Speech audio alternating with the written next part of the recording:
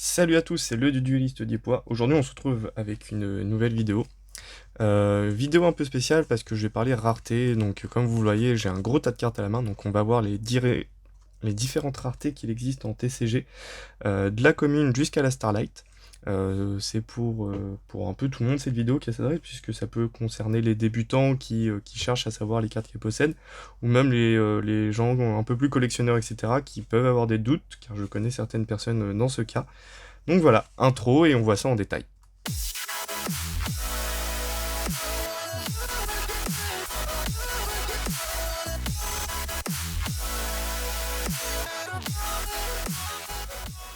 Donc forcément on va commencer avec les communes. Donc les communes c'est assez simple à identifier, il n'y a rien qui brille du tout sur la carte. Là il y a des petits reflets mais c'est dû à la sleeve.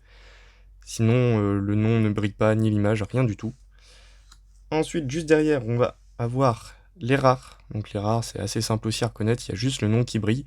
Sachant qu'il existe des petites variantes que je vais vous montrer et que je peux vous montrer grâce à Sharon qui m'en a envoyé quelques-unes, car je ne possédais pas ces cartes-là dans ma collection. Donc je la remercie, sachant qu'elle m'a envoyé une autre carte qui cote un petit peu plus, qu'on verra plus tard. Donc on va commencer avec les BP1, donc c'est une rare aussi, le nom est légèrement en relief du coup, vu que c'est de l'imprimé rare. Sauf que pour le coup, en BP1, les noms vont être en noir. Sachant que après on a aussi en DL09 il me semble. Ouais, c'est ça, en DL09 par exemple avec le petit soldat pingouin. Des noms en vert, en orange. Il y a aussi rose et violet il me semble. Donc voilà. Sachant qu'on a eu récemment en doré dans l'extension Mago. Donc ça fait que maintenant on a plusieurs couleurs de rares disponibles. Même si la version rare que presque tout le monde a, ou que tout le monde a je pense, reste cette petite version là en gris. Donc voilà, donc plusieurs couleurs de rare. Donc du moment que l'image ne brille pas et qu'il n'y a que le titre, c'est de la rare. Ensuite, après les rares, on va avoir les super rares, où là pour le coup on va avoir que l'artwork, que le dessin qui brille, comme celle-ci. Donc pas une très très grosse brillance, mais suffisant pour la différencier d'une commune. Sachant qu'il existe des, enfin moi j'appelle ça des variantes. Donc on va avoir hop, celle aussi. On va avoir les Starfoil. Donc là, on voit bien des petites étoiles qui apparaissent à la lumière. Donc Starfoil. Ensuite, on va avoir Mosaïque rare. Donc ça va être plein de petits carrés. Comme vous pouvez le voir en brillance au travers de la sleeve. Ensuite, on va avoir en Shatterfoil. Donc là, c'est plein de petites formes sur tout le long de la carte.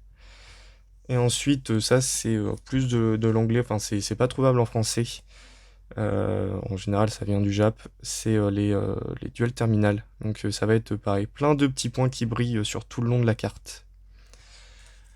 Donc, c'est un peu plus complexe, sachant que c'est des raretés qu'on trouve plus, qui étaient éditées dans certains trucs, dans les Battle Packs ou dans les Star Packs. Je sais plus exactement le nom. Mais c'est des extensions qu'on va plus retrouver aujourd'hui. Ça va être des extensions qui datent d'il y a 3-4 ans au moins. Donc voilà. Ensuite, on va passer aux ultra rares. Donc là, c'est pareil, il y a des petites variantes. Hop.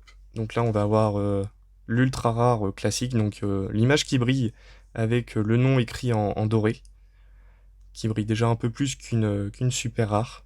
Sachant que maintenant, on va trouver dans les duelistes légendaires saison 1 et 2 des ultra rares avec le nom coloré, donc ici en bleu. On va trouver violet et vert également. Et ensuite, on va avoir les DUSA. Donc, pour le coup, ça va être au niveau de la brillance sur l'artwork. Comme vous pouvez le voir, ça fait des bandes de brillance. Alors que sur une ultra classique, il n'y a pas du tout de bande. C'est tout l'artwork brille d'une manière plus ou moins égale. Alors que sur la DUSA, pas du tout. Et c'est ce qui fait que c'est une extension qui a été recherchée pour certaines cartes. Notamment moi avec ce petit Néos de loyauté. Parce qu'il est vraiment très très beau. Donc, voilà pour les ultras. Après, on va trouver les parallèles rares. Donc ça va concerner toutes les raretés. Ici, je l'ai classé dans les ultras parce que la mienne, c'est une ultra vu que le nom brille en doré ainsi que le dessin. Donc parallèle rare, en fait, ça va être le motif assuré sur tout le long de la carte. Ensuite, on va attaquer les secrets rares, où là c'est pareil, il y a plusieurs variantes. Donc on va avoir la variante classique, donc la secret rare classique, avec un nom un peu différent, argenté, qui brille d'une manière différente des rares. Et cette rareté assurée qui est vraiment typique des secrets rares. Sachant qu'on a connu également une réédition donc, de secret rare dans les tin box. Donc certains les appellent secret rare, moi je préfère les appeler prismatic secret rare pour les différencier. Donc là on va retrouver la même impression au niveau du nom, sauf qu'au lieu d'avoir des hachures, on a plutôt un quadrillage au niveau de la rareté. Sachant que c'était pas quelque chose de récent, on avait déjà eu ça il y a un petit moment. Dans les cartes promo de jeu, enfin vous pouvez le voir avec ce petit Valkyrion en WC4 qui date un petit peu maintenant. Donc le nom est aussi différent d'une secret classique. Il y a des petits motifs à l'intérieur de l'impression du titre. Et là c'est pas un quadrillage, c'est plus des petits points de rareté qui brillent. Et la dernière secret qu'on a eue, ça va être en CT12. C'est un motif secret sur le bord et sur le dessin en général. Mais ça reste une secret rare quand même. Hop, donc tout ça, secret rare, sauf ces deux-là qu'on peut déterminer de prismatique, secret rare, sauf que le nom prismatique peut être mal compris à cause d'une autre rareté que je vous parlerai plus tard. Ensuite, une rareté qu'on va trouver seulement dans le pack des chevaliers nobles, ça va être les platinium rares. Donc une carte très très sombre avec le nom un peu comme sur la WC4 en doré, en argenté pardon, avec des petits motifs à l'intérieur. Et sinon c'est une simple brillance sur toute la carte qui la rend plus foncée, d'où le nom de platinium rare. Ça ne se trouve que dans le coffret Chevalier Noble. Ensuite, on va attaquer les Gold. Donc on va avoir plusieurs Gold différentes. Avec l'arrivée de Mago, enfin de Maximum Gold, on va avoir eu la Premium Gold rare. Donc avec le bord, le nom, les petites étoiles, le cadrage et même le tour du monstre en relief doré. Ensuite, on a les Gold classiques, donc un peu comme les Platinum, mais en moins sombre et en doré au lieu d'être en gris foncé, avec le même motif dans le titre, mais au lieu que ça soit en argenté, c'est en doré. Derrière, on va avoir les Gold Secret, donc c'est la même chose que la Gold classique, mais en Secret, donc ça fait une variante de Secret en plus. Ça se voit très bien sur le bord et même dans le dessin. Et enfin, la plus rare, et là je dois remercier Sharon, c'est les Gold Ghost. Ça coûte au moins une vingtaine d'euros maintenant. Donc pour cette vidéo, j'avais pas envie de me ruiner, donc je tiens à la remercier de m'avoir prêté cette petite carte. Donc l'artwork en Ghost, donc tout blanc sans lumière et qu'on peut faire révéler l'artwork à la lumière, avec du coup le bord gold typique des cartes gold. Ensuite, on va enchaîner avec une rareté aussi plus ou moins récente, qui date de juin de l'année dernière. La Collector Rare, donc elle, je pense que je vais la sortir pour que ça se voie en faisant bien attention.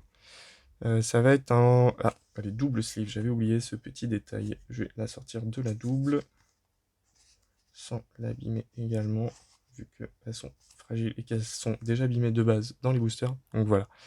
Hop. Donc vous le voyez, il y a le dessin qui est en rareté ultra. Et le reste, c'est un mélange pour moi, enfin je trouve que c'est un mélange d'ulti au niveau du grain et de la rareté sur le reste de la carte, avec un nom de secret en termes d'impression. Donc voilà, les collectors rares. Ensuite, on va passer aux ultimates, sachant que j'en ai pris deux, car nos ultimates sont différents depuis quelques années déjà sur 2-3 détails que je tiens à vous montrer. Car en fonction des cartes que vous avez, si elles sont plus ou moins récentes, vous pourrez avoir cette hésitation-là.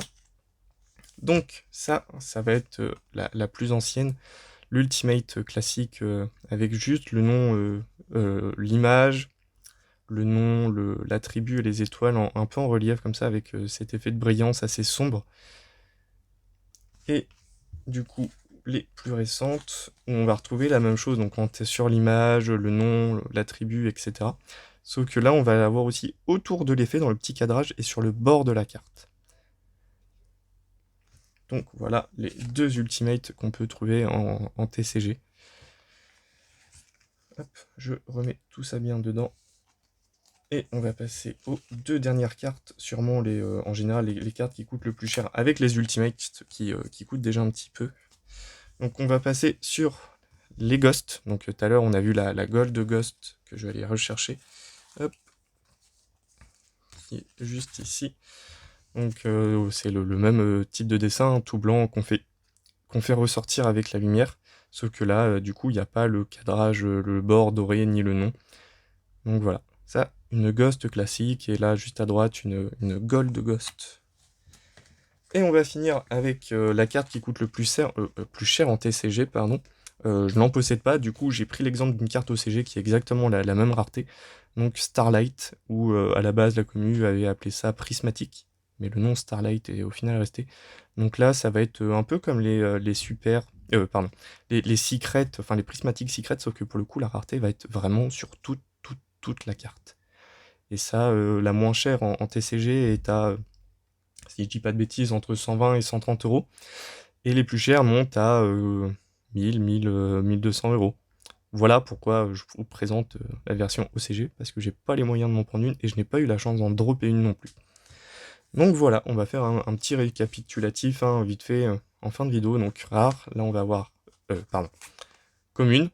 Ensuite on va avoir les différentes rares avec les noms de couleurs.